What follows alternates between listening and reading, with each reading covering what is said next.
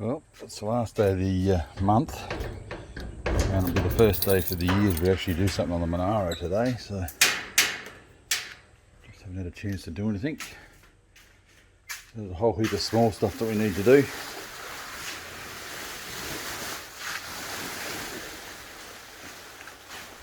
That's the little radiator that goes under the air conditioner, and sway bar, power steering hoses. Check them out tight, go back over, check all the brake lines, and spring of the brake pedal. Last bit of fuel line that goes the overflow for the fuel tank, that needs to be put on. Hopefully for the next few months we can get stuck into it and get it all finished. So I have to say to you, I'm getting sick of it sitting here without being driven. So, I suppose it's time to get into it. So as I mentioned, there was a hell of a lot to do, and I just made it a hell of a lot more to do. My mate Brendan popped over to see how the car was going, and we were just looking at his car. He has a beautiful HQ, autumn gold wagon, very, very nice. And he lifts up the bonnet, and we were talking about his carby, which is a fuel injected system, you know, the Holly fuel injected system. And I'm looking around, I thought, where's your battery and where's all your wiring? And he goes, oh, I'm an auto electrician by trade. He said, I've hidden it all. I thought, guess what, Brendan? You now have a job, because I would like the same done. And so that's when it all began. So what wasn't going to happen did happen. So I was off to the auto shop to find a nice battery box to put into the boot, and then work out how I was going to hold it all down and how I was going to mount it. I ended up drilling holes through the floor and putting those nut certs into it, and then some aluminium strips inside the box and nut certing it down through to the floor and putting it all in place, and then rubber mount some rubber inside the box to keep the battery from bouncing around.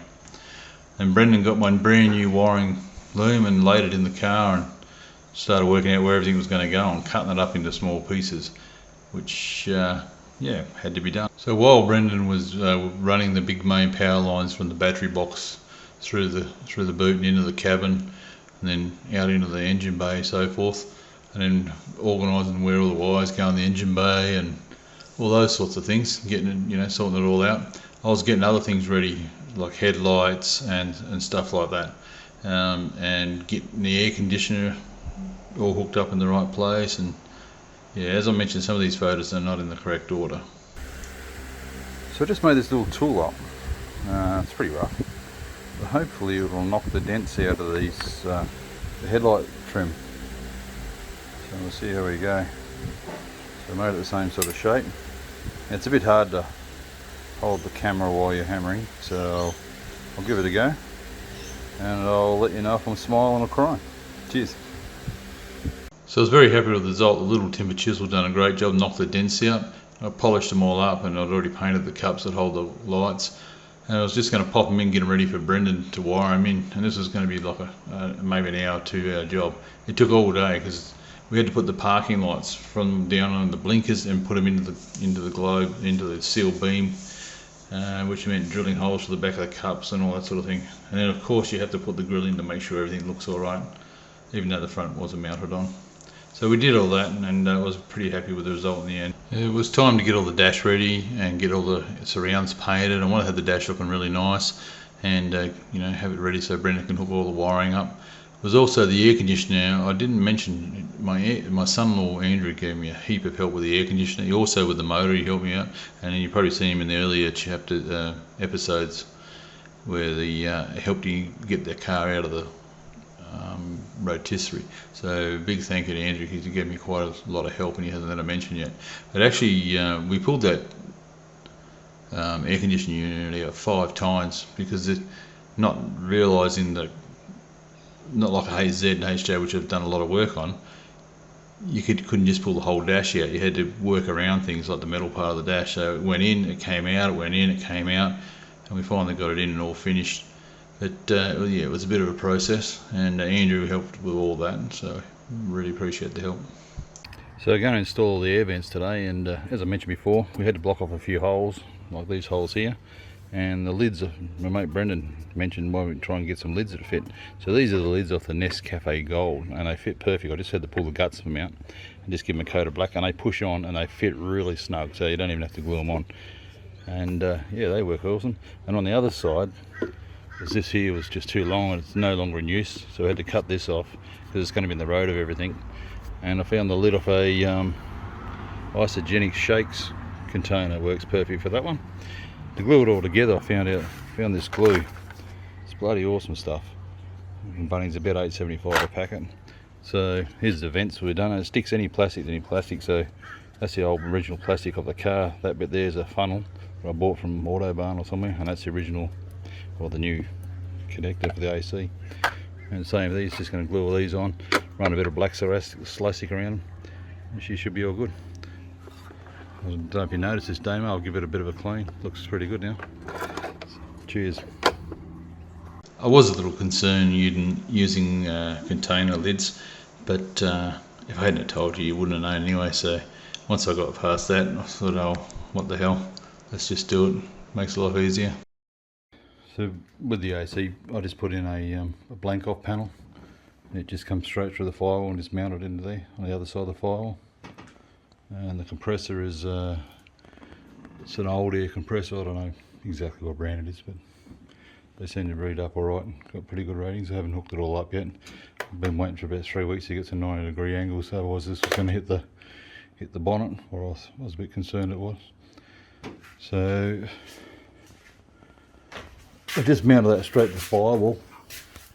You should be able to see in here. So that's it there. Sits down below a bit. You can get your feet up behind it. There's nothing you're going to hook on. Probably going to lose a fair bit of glove box, but no, I'm not too fussed about that. And so you can see the ducting. I've hooked up the, I don't know if you can see it up there, the vent. I just cut the end of that off and glued a piece on. There's other photos of that back down through my account somewhere if you just slide down a bit.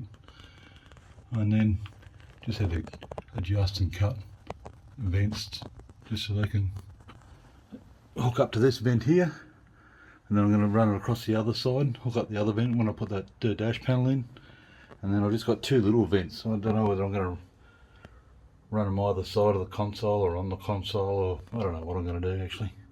Sort of play it by ear. But yeah, first time I've ever installed one, so it's just a bit of mucking around.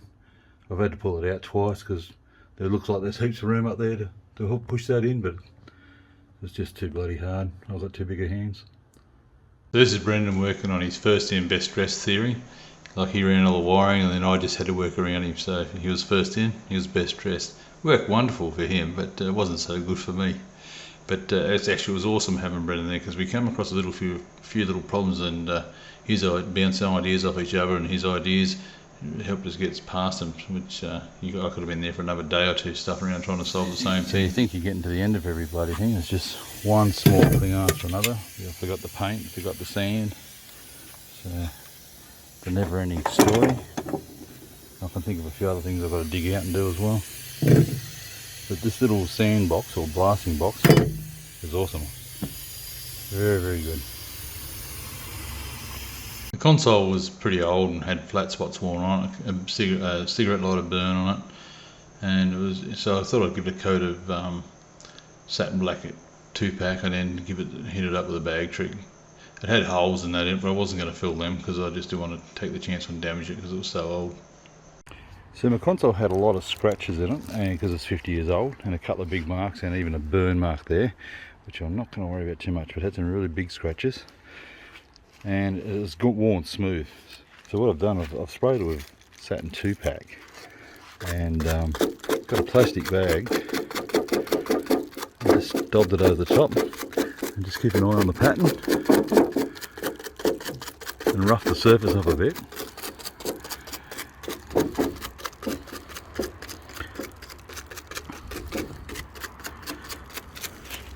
I'll just redo that around there a bit. And then I've got the spray gun, I just dropped a little bit of another coat over it. And we'll do it again. And hopefully that should come up not too bad. So this is a bit dry now, so just Drop another coat over it.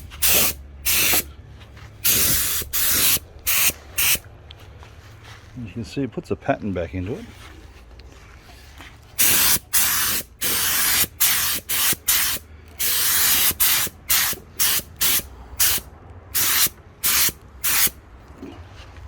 So I just dosed it up with another couple of coats and it's come up pretty good. You still see the cigarette lighter burn there, but it's got a bit of a rough surface to it and it's not smooth like it was before in patches, and so yeah, it's going to come up okay.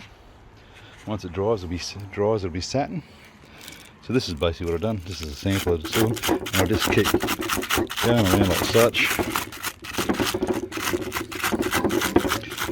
until you get something where you think looks alright. You don't want too many big patches in it. You might just change your bag around a bit and spray over the top, and she should come okay. So once it all dried and everything, and I got the new parts all put on, I was pretty happy with the way the console come out, and it saved me quite a few dollars on having to buy a new one as well. It had a few holes in it, it had a few scratches on it, but it is 50 years old, and so is the rest of the car, and it is a driver, so I was very, very happy with it.